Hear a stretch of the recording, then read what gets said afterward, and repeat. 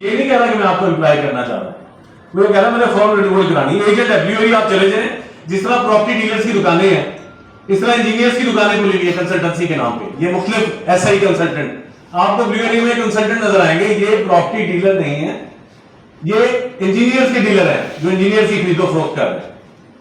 ایک اور آپ چیز دیکھیے گا یہاں پہ، ایک اور موبائل نمبر. السلام علیکم dear engineers, we hope you are doing well, we need engineers for our farm visit. یہ مجھے میسج آیا اور میرے سے بھی بہت سینئر لوگوں کو یہ میسج آتا ہے.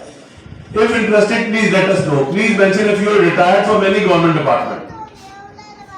ریٹائرڈ چھوڑیں. انفارچونیٹلی جب میں کہتا ہوں کہ رجسٹرڈ انجینئر ہے، بہت سے گورنمنٹ ادارے کے ورکنگ لوگ جو سروس میں ہیں انہوں نے بھی جا کے انگوٹھا لگایا ہوا کمپنی کو. جب وہ خود نوکری کر رہے ہیں گورنمنٹ کے ساتھ اور تنخواہ لے رہے ہیں، پھر وہ کسی کانٹریکٹر کے ساتھ جا کے انگوٹھا کیسے لگا سکتے ہیں اور اس کے نام پہ فارم رجسٹر ہوئی؟